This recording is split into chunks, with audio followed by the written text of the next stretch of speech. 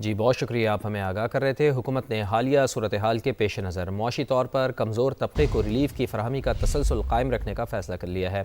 Motor cycle سواروں، public اور goods transport کے لیے گزشتہ ماہ دی جانے والی سبسڈی میں 1 ماہ کی توسیع دی جائے گی۔ وزیر اعظم نے سفری اور مال بردار گاڑیوں کے کرایوں میں اضافہ روکنے کی ہدایت کر دی ہے۔ کہا، عوامی ریلیف کے اقدامات کی مؤثر نگرانی یقینی بنائی جائے تاکہ اس کے ثمرات مستحق افراد تک پہنچ پائیں۔ وفاقی حکومت نے صوبائی حکومتوں کے تعاون سے مشکل حالات میں عام آدمی کے لیے اربوں روپے کی قومی ریلیف پیکج فراہم کیا۔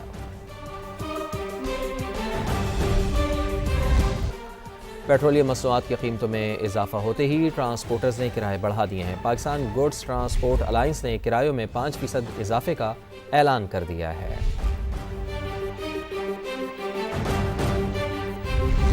جبکہ سندھ حکومت نے موٹر سائیکل مالکان کے لیے ٹارگیٹڈ فیول سبسڈی میں توسیع کر دی ہے۔ وزیر اعلیٰ سندھ کے مطابق موٹر سائیکل مالکان کو دی جانے والی سبسڈی جاری رہے گی۔ سندھ حکومت نے پیٹرول کی بڑھتی ہوئی قیمتوں کے باعث فی موٹر سائیکل 2000 روپے سبسڈی دی تھی۔ حکومت نے مہنگائی کی چکی میں پسے عوام پر جناب مزید بوجھ ڈال دیا ہے۔ پیٹرول کی قیمت میں 6 روپے 51 پیسے فی لیٹر اضافہ کر دیا گیا، یعنی کل شام تک جنہوں نے 394 روپے کا پیٹرول ڈلوایا تھا، اب وہ آج جب صبح اٹھیں گے تو وہ تقریباً 399 روپے 86 پیسے، یعنی آپ یہ سمجھ لیں کہ 400 روپے فی لیٹر مقرر کر دی گئی ہے قیمت، تو وہ اب مہنگا پیٹرول ڈلوائیں گے۔ پیٹرول پر لیوی کی شرح میں 3 روپے 88 پیسے فی لیٹر کمی کی گئی ہے۔ بہت ہی، یعنی آپ یہ کہہ سکتے ہیں کہ اونٹ کے منہ میں زیرہ کے مترادف ہے، بالکل ایسے ہی۔ اور ہائی اسپیڈ ڈیزل کی بھی ذکر کر لیتے ہیں قیمتوں کا، جس میں 19.39 پیسے فی لیٹر اضافہ، بہت بڑا اضافہ ہے یہ، اور نئی قیمت 399 روپے 86 پیسے فی لیٹر ہو گئی ہے، برابر ہی ہے، یعنی آلموسٹ۔ اور حکومت نے ڈیزل پر پیٹرولیم لیوی میں اضافہ کیا ہے،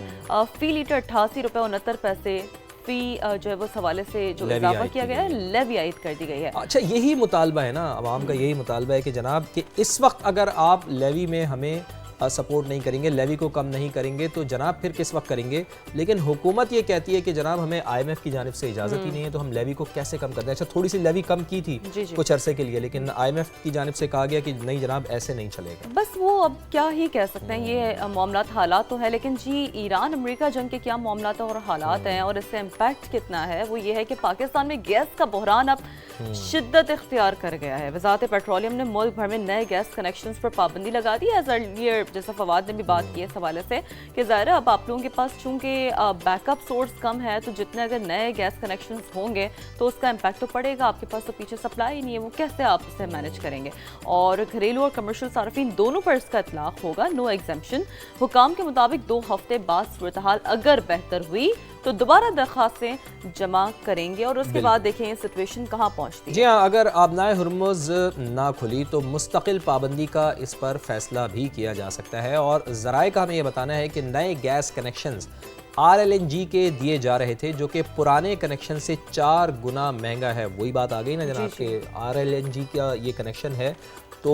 مہنگا بہت ہے، ظاہر ہے آپ کا امپورٹ بل بڑھتا ہے، تو اس سلسلے میں حکومت کو کوئی پالیسی وضع کرنی چاہیے۔ نئے کنیکشن ترجیحی بنیادوں پر جمع کرائی گئی درخواستوں پر دیے گئے تھے،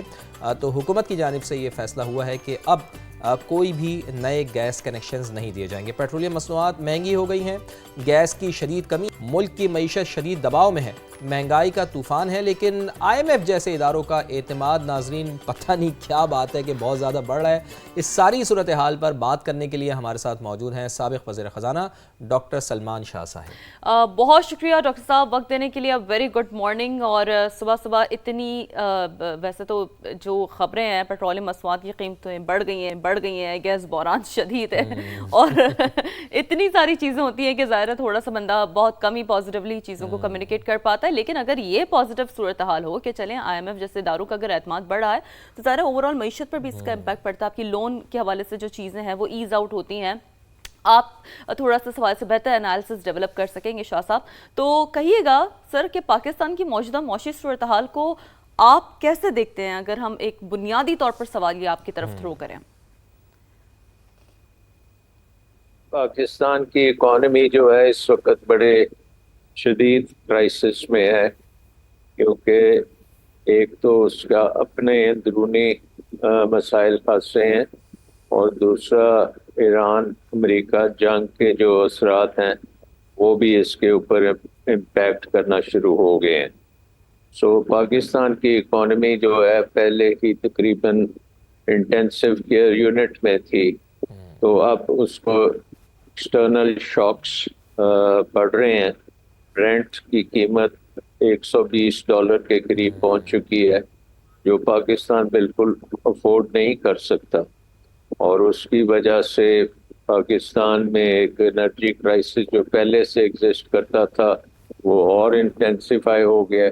اور آپ کی جو سپلائی چینس ہیں اکانومی کی وہ خراب ہو رہی ہیں. اس کے ساتھ ساتھ ایکسپورٹس کے اوپر بھی بڑے کویشچن مارک ہیں, اور ریجن میں جتنی اس وقت انسرٹنٹی ہے اس میں پاکستان کے اوپر اکنامک امپیکٹ اس کا خاصا نیگیٹو ہے. سلمان شاہ صاحب, جیسا کہ آپ فرما رہے ہیں کہ اس وقت شاکس لگ رہے ہیں اور اس کے ساتھ ساتھ ایکسپورٹ بھی ہماری ایک سوالیہ نشان ہے,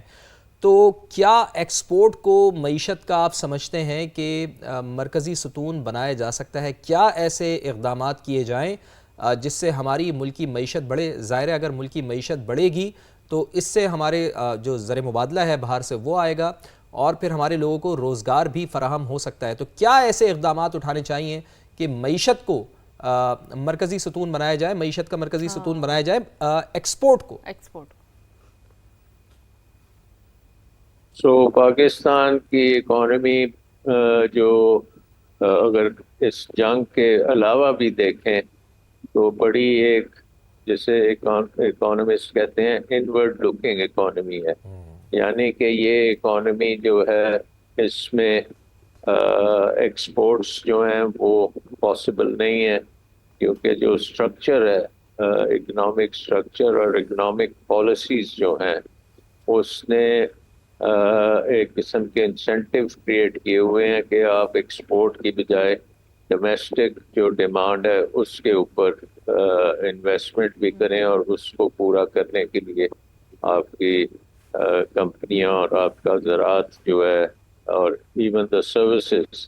وہ بھی ڈومیسٹک مارکیٹ کے لیے ہیں. سو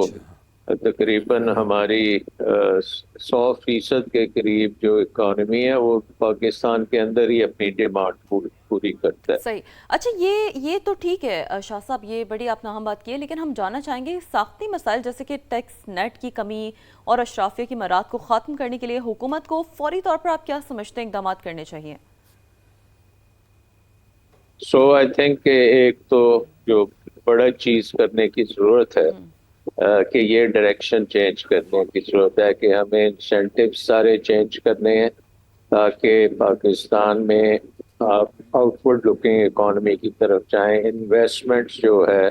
اس کو فروغ دیں, جو کہ اس وقت بالکل بیک برنر پہ ہے, اور حکومت کا IMF پروگرام کے تحت سب سے زیادہ فوکس ٹیکسوں کے اوپر ہے, اور ہمیں پتہ ہے کہ ٹیکس اگر آپ زیادہ کرتے جائیں گے تو انویسٹمنٹ اتنی ہی کم ہوتی جائے گی. اور سو آئی تھنک ہمیں یہ ڈائریکشن چینج کرنے کی ضرورت ہے کہ ٹیکس اورینٹیڈ اکنامک پالیسیز کے بجائے انویسٹمنٹ اورینٹیڈ اکنامک پالیسیز ہمیں اختیار کرنی پڑیں گی. جو اکانومی میں بہت زیادہ پروٹیکشن دی جاتی ہے اس کو کم کرنا پڑے گا تاکہ ہماری انڈسٹری اور ہماری زراعت جو ہے وہ اپنے پاؤں پہ کھڑی ہو اور گلوبل مارکیٹس کے لیے وہ